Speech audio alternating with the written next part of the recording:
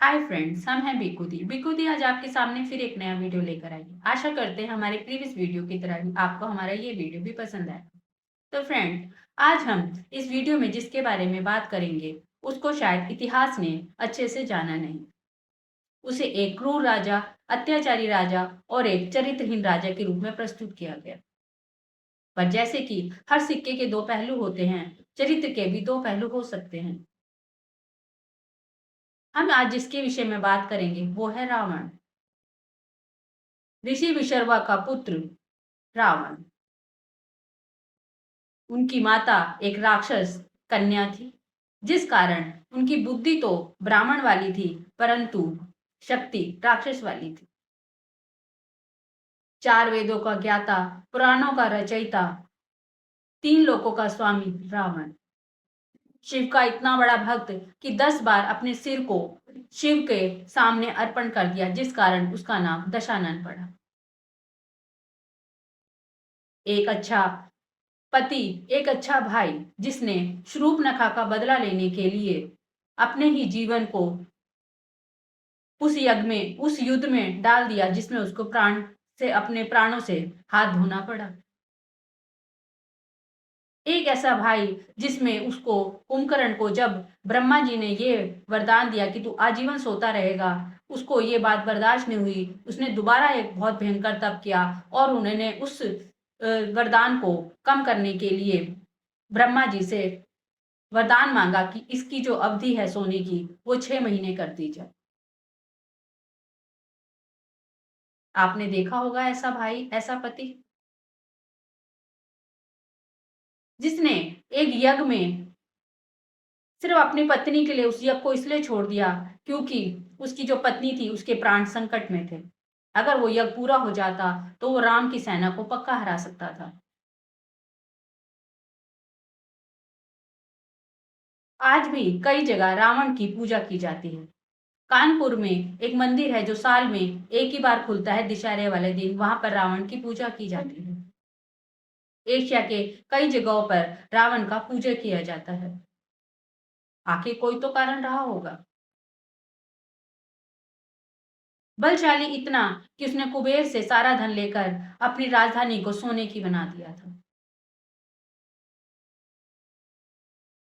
जिसने सीता का हरण तो जरूर किया, लेकिन कभी उसका स्पर्श नहीं किया। उसको अपनी सबसे सुंदर वाटिका, अशोक वाटिका में रखा। अब सवाल ये उठता है कि आखिर रावण हारा क्यों?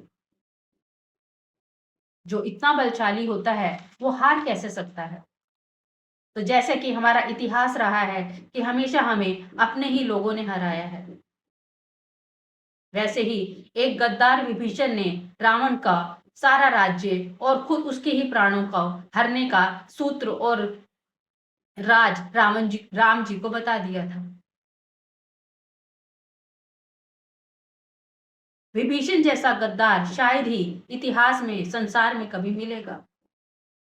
अब कुछ लोग कहेंगे कि उनको तो ये पता चल गया था कि जो राम जी हैं वो भगवान का अंश हैं।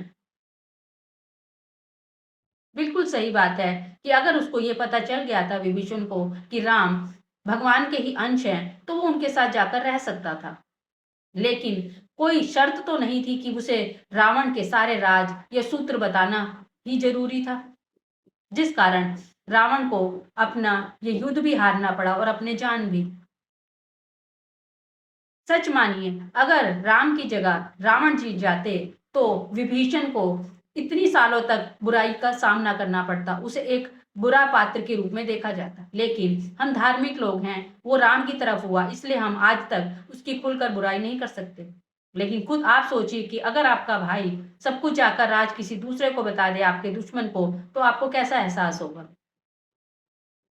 तो रावण की सारी जो शक्ति थी, सारा जो उसके राज्य का ज्ञान था, सारे सूत्र उसने जाकर राम जी को बता दिए। जिस कारण रावण को अपना देखा कि अगर अपना ही घर का भेदी लंका को ढा दे तो क्या हाल होता है। बड़े सा बड़ा बलशाली राजा भी, बड़ा सा बड़ा महासम्राट भी हार का मुंह देख लेता है। रावण के हारने का कोई कारण नहीं था, सिर्फ इतना कि उसका भाई सबसे बड़ा गद्दार निकला, जिसने अपने सारे सूत्र, सारे राज अपने दुश्मन को बता दिए, अपने भाई के दुश्मन को बता दिए। रावण तो एक महाविद्वान था। जब उसकी मृत्यु हुई तो खुद भगवान श्री राम ने लक्ष्मण को भेजा और कहा कि जा इसके पास से ज्ञान लेके आ। परंतु लक्ष्मण तो अहंकारी था, वो उनके सर के पास जाकर खड़ा हो गया।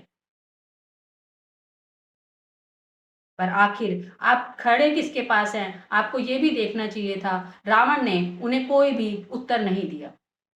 तब राम ने दोबारा समझाया कि आपको उसके सर की तरफ नहीं, उनके पैरों की तरफ खड़ा होना चाहिए। ये उसकी विद्वान और उसकी बुद्धिमत्ता का बहुत बड़ा सम्मान था। तब रावण ने अपना ज्ञान दिया कि कभी भी अपना भेद कभी किसी को भी नहीं बताना चाहिए, यहाँ तक कि अपने पत्नी और भाई को भी नहीं। तो ऐसे रावण को जब हम देखते हैं तो हमारे मन में उसके लिए अश्रद्धा नहीं, थोड़ी-सी तो श्रद्धा ज़रूर उपजती है। तो फ्रेंड्स, अगली बार जब भी रावण के विषय में कुछ सोचें, तो उसके दूसरे पहलू की तरफ भी हमें ज़रूर सोचना चाहिए। आशा करती हूँ आप भी जब अगली बार रावण के विषय में सोचें, तो ये ज़रूर सोचें कि उसने सीता का हरण करने के बाद भी उसको अशोक वाटिका में रखा, उसका स्पर्श नहीं किया, उसका कभी अनादर नहीं किया। आशा करती हूँ आपको मेरा ये वीडियो पसंद आएगा। पसंद आए तो प्लीज़ मेरे चैनल को सब्सक्राइब कीजिए, लाइक कीजिए, शेयर कीजिए। ऐसी ही कुछ बातों के साथ भी खुद ही फिर आपके सामने आएँगे।